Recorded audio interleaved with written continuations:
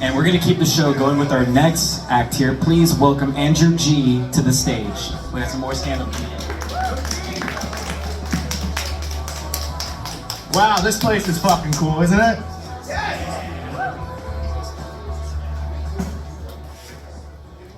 It's funny, E and I just happened to go back to back here, so, you know, the difference between, like, me and all you guys is, like, you guys all have talent. So we're gonna try this, though. I usually do open mics at Soul Joel's. I don't know if you guys have been there. That place is really cool. So I'm used to being in front of, you know, pretty much all comics. So this will be a little bit different. I did, when I was younger, you know, I was in 4th grade, I did want to, you know, play clarinet. That was my babysitter's name. No, I did actually want to play the clarinet. I think my parents knew that I was just a little fat kid and they just wanted to save some beatings for me. They were like, "No, buddy, you're not doing the clarinet, sorry." Yeah, I actually learned how to tell jokes when I was, you know, pretty young, just getting bullied, you know? You kind of have to learn how to fight back. So I have a sharp tongue and a needle dick. That's why I call my wife the pin cushion. That's a new one. I hope you like that one. I don't think the wife will. As a fat guy, I stopped trying to lose weight. It's pointless. I just tell all the new people that I meet that I used to be 420 pounds. I get the same fucking results, honestly. I swear to God, it's the same results. I do like going to Chick-fil-A as a fat guy. Anybody else Chick-fil-A? It's not so much the food, it's just the one place I can get a woman to say my pleasure. So I'm a big fan of that place. You know, and this is a little bit of a different crowd for me. Like, I'm gonna try not to get like too offensive or political or anything. I will say, you know, the Epstein Island thing is pretty wild still. It still blows my mind that, like, you know, an island full of children is somebody's paradise. I have a home with 2 kids. I consider it a living fucking hell. I don't know what they're doing there. Some current events. Greta Thunberg recently got arrested again. Yeah, I'm pretty sure she just likes getting strip searched. She's always getting carried away with that little smile on her face. They're probably like, "All right, bend over, touch your toes." She's like, "How dare you?" I heard some people praying out there. Appreciate it. The Lord is with us. The Lord is with us. So I did start a new job recently in the past couple months. It's like an easy job, but it's also a hard job. I have to make 100 cold calls every single fucking day. It's the type of job that when I started, they actually took my shoelaces away for the first couple weeks just to make sure I made it through okay. It's not all bad though. Got a pretty nice padded cubicle, so, you know, can't complain about that one. It is the type of job where a lot of people though, they're like, "Man, I don't know how you do it. Like, I can't believe you can deal with that sort of rejection day in and day out." But I've been married for 12 years, so I'd like to thank my wife for preparing me for the position. Yeah, being at home, 2 kids and a wife, things get pretty hectic. The one thing, you know, that really gets me, I never have a clean towel. You know, we do the laundry, we have clean towels. The kids take a bath, that's a couple towels. They splash all over the place, that's a few more towels. I get out of the shower, I don't have a clean towel. So actually, yesterday, I had to use a roll of paper towels to dry myself off. Has anybody ever done that? No. Yeah. And I don't know which is more upsetting, like not having a clean towel or knowing that it takes an entire roll of Bounty to dry my fat ass off. Yeah. And these are like the 1 roll equals 2 rolls. So I think I just probably have too many rolls, to be honest with you. You know, everything's relative, they say, and because of that, when my kids are acting up, you know, I got 2 young boys, 3 and 5, when they're acting up, I actually like to take them to the park. Because it's the one place where I can put them on the swings and push them as hard as I fucking can and not have to worry about Child Protective Services bothering me. That's what we call life hack for all you parents out there.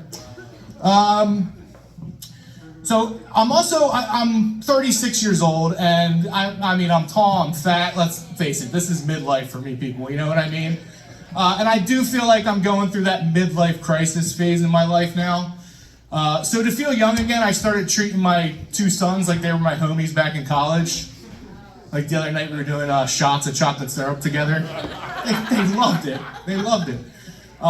If they pass out too early with their shoes still on, I'll put Sharpie all over their face and take selfies and stuff. Yeah. It's funny, but both my kids almost have full blackface at this point. It's not my fault though. They need to learn how to handle their hot cocoa a little bit better. You know what I mean? That's unfortunate. Let's see, where do I want to go here? I did grow up Catholic. I wasn't an altar boy though. I was always like, why do they call them altar boys? I found out later in life it's because they alternate between them. All right, I'm trying to tell. Let's see. Well, I don't know. Come on. I can get really offensive really fast here. I want you guys to like me a little bit though. It was weird. I did see at the bar the other day. This guy walks in. He's wearing this shirt, and it says on it, "Dad, Godfather, Uncle." I'm like, that's kind of weird to have a shirt with all your molesters on it, but hey, to each your own. You know what I mean? I think it's kind of bullshit that you can get a parking ticket for parking in a handicapped parking space, and yet you can't get a ticket for shitting in a handicapped stall. I mean, I'm a big guy, I admit, like when I go to the bathroom, I kind of like to use the handicapped stall, but there's usually more parking spots than the handicapped parking spots. Like, they can pretty much park anywhere. But if I'm in there pinching off a loaf, and they come around the corner, I'm sorry, somebody is shitting their wheels. And that should be a $250 fine, like at the very, very minimum. I mean, they gotta get in the wheels with a toothbrush, you know what I mean? I think after your third offense, you should have your ass impounded. Okay, you guys didn't like that one. Let's see where we want to go. Should I sing a song? Yeah. Should I do an impression? I don't do impressions usually. Should I try one? Yeah. All right. You guys like Family Guy? Yeah. Hey, you bastards. Peter fucking Griffin, you know what I mean? All right, that's why I don't usually do impressions. I read it's the evil monkey in my closet. Do y'all like popsicles? I got a whole cellar full of popsicles. All right, some of you know Family Guy there. Let's see, where do we want to go from here? Epstein Island, that was fun. We don't want to go there from here, I'm sorry. Bad segue there. It is cool having two young kids though, because like my 3-year-old, he makes me feel like I have superpowers. Like he makes me feel like I'm psychic. Like he'll be balancing on top of a box and I'll be like, dude, you're gonna fall. Then he falls. He's like, holy shit, how did he know that was gonna happen? Also, I like to sing like popular songs around the house. Like I'll be walking around for like a couple weeks and I'm like, where did you come from? Where did you go? Where did you come from, Cotton Eye Joe? And all you guys like that? I made that song up. That's pretty good, right? And then like weeks later, I'll put on the YouTube music video. And I'm like, fuck, they stole another one of my songs! My kids are like, Daddy, you should write songs. You're so good at this.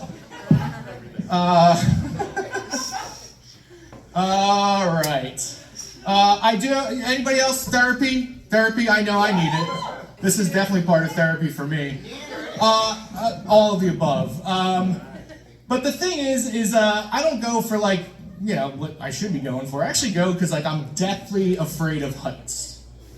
Yeah, I know, it's kind of weird, but so my therapist, she recommended exposure therapy. But no matter how many people I show my dick to, I'm still deathly afraid of heights. I don't know what the hell she was thinking. No, I'm always paranoid about my fly being down. Am I good? I'm always worried that I'm gonna get like a indecent exposure for like peeing outside or something like that. And I think that's unfair. Like I think they should have something called a decent exposure. Because like, what if my dick looks pretty good that day? You know what I mean?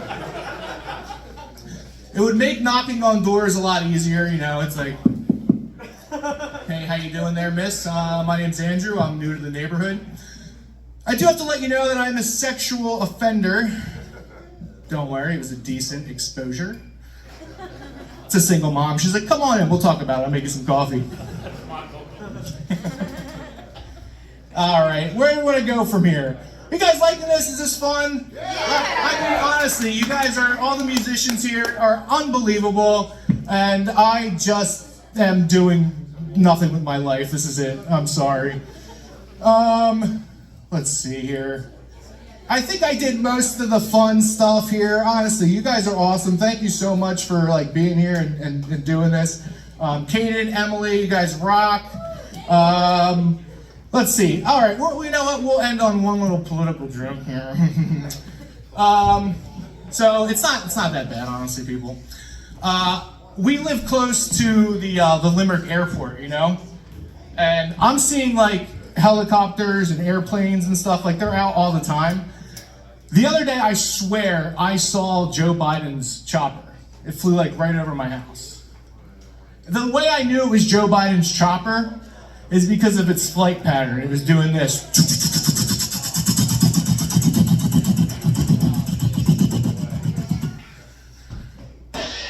Thank you very much. I'm Andrew G. Have a great night.